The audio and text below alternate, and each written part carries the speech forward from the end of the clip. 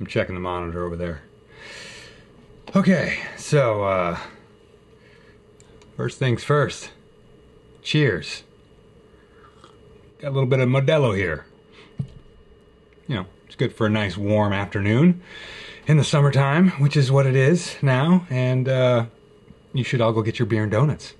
Or get a miniature on your table and get ready to paint it while I paint mine. I'm just picking up from last week.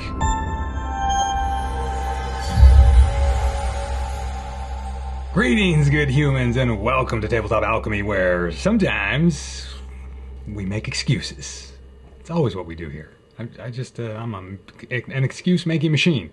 Yeah, it's an excuse to chill out and have some beer. And I'm doing the thing that I said I would do last week. I'm continuing on, and we thank our patrons for supporting such excuses. And beer. That's the most important part. I'm painting this miniature.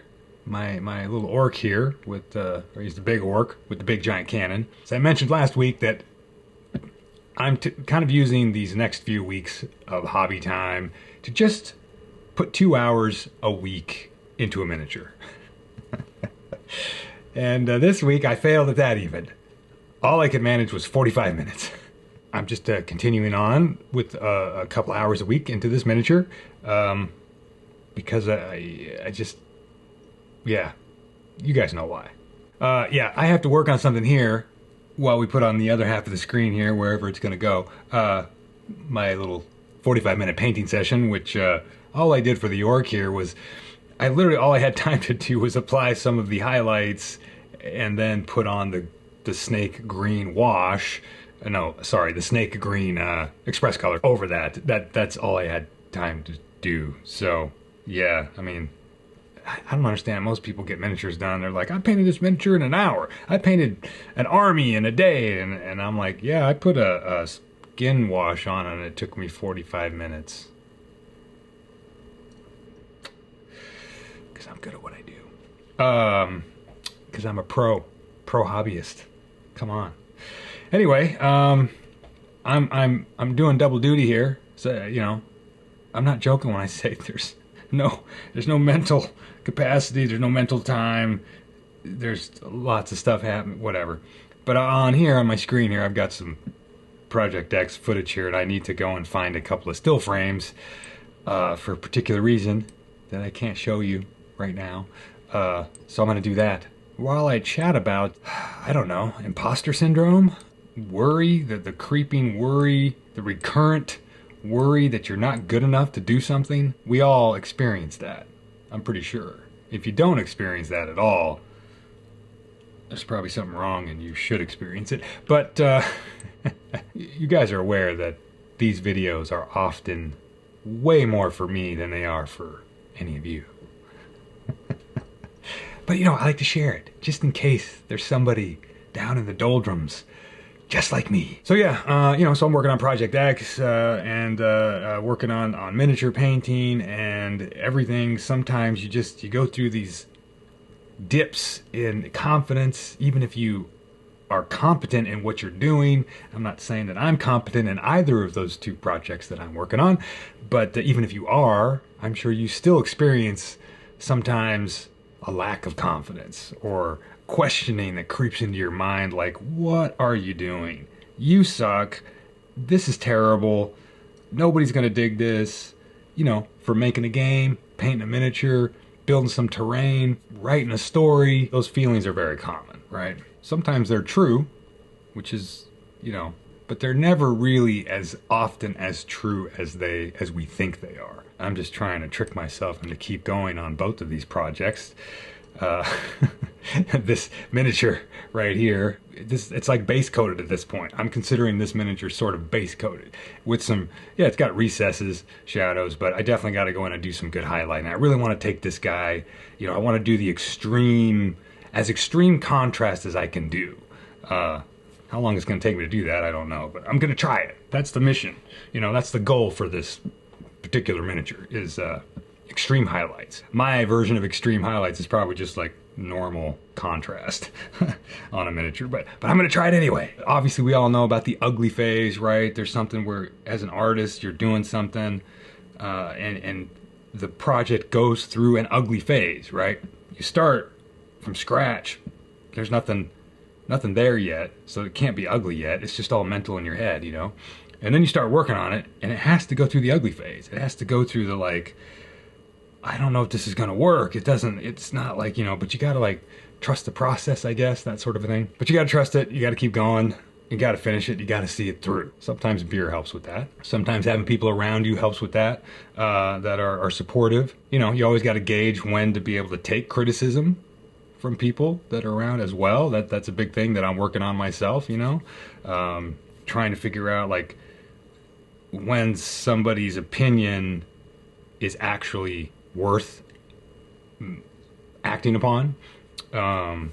So everything's in our head, right? Everything's judgment-wise that we're doing. Everything is through our own filter. And of course, that's what makes everything you do, you. It makes everything you do yours. It has your style, your aesthetic choices, you know, your stuff. And you can't really get away from that. So what's the point of not having the confidence to finish something out, even if it's going to suck in the end or whatever? You might as well finish it out, because it's not like you can change what your filters are necessarily, right? And that's the value in each of us being individuals.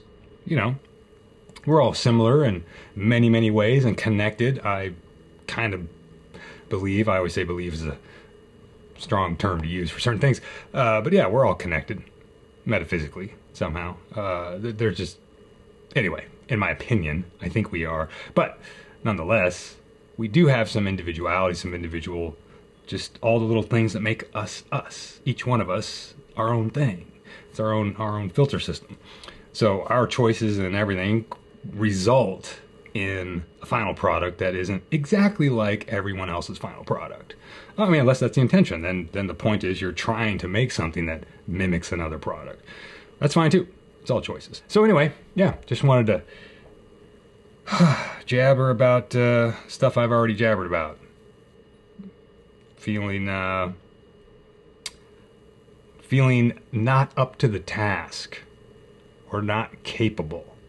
That's definitely, yeah, it's just something we all experience. And I think in the end, it doesn't matter. You know, if your inner voice is saying you're going to fail, this thing's going to be terrible, you're wasting your time, that's all fine. And it might be true, but you might as well push through and just finish the thing so that you can see if that voice was accurate. Okay, just a very like lame example of like, let's say you got to ask someone for help, but you don't feel like asking someone for help, right? For whatever reason.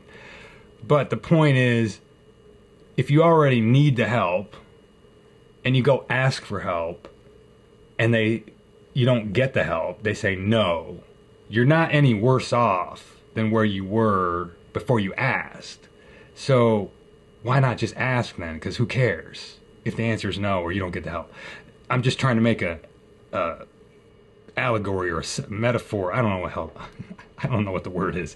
I'm just trying to make a point of the idea. It's kind of the same to me, like listening to that inner voice that is telling you everything's a waste of time and it's going to be terrible. Well, if you don't go ahead and just do the thing anyway, then you're stuck, you're in one spot. But if you go through and do the thing and it does end up sucking or it's terrible or whatever, nothing's changed, right? Other than you've gone through and you got a little, but you've gotten more experience. So like there's literally no way to get no value out of doing something, even if you think it's going to be terrible or that you're not up to it or you're not confident you can pull it off. So that's the point I'm trying to make, right? Is that you might as well just do the thing, because even if you do and it sucks, you're no different off at that point than where you started, other than having gained a little bit of experience. But then there's also a much more likely or higher chance that actually when you go through and you do the thing, you're not going to be feeling quite the same as you were before when the voice was telling you it's all going to suck. You might get there to the end and be like, hey, voice, it doesn't suck that bad, does it? And the voice might have to go, you know, might have to grumble a little bit and say, oh, well, yeah, you're right. It sucks still. Maybe not as much as I thought it was going to suck. But, you know, take your wins where you get them. Okay, well, I gotta get back to this. And it's hot in here. I had to close the window for audio. So, I'm just gonna have my beer and go back to work. And yeah, like I said, for the miniature, that's all I've got today. I made him more green. That's all I did. I made it more green, but he does look cooler. So anyway, I don't know. Go do something specifically in spite of that voice telling you you can't do it. Just go do one little thing. Make it a small thing. Some small, tiny little thing that some internal voice inside of your head is saying, why waste your time? You're no good. This is gonna suck. You don't know what you're doing. Just go do one little thing that voice is harping on about that. Just to see what happens. Yeah. Come on. We're gonna do it together. You got your Project X and I got mine. Let's go to work. See ya.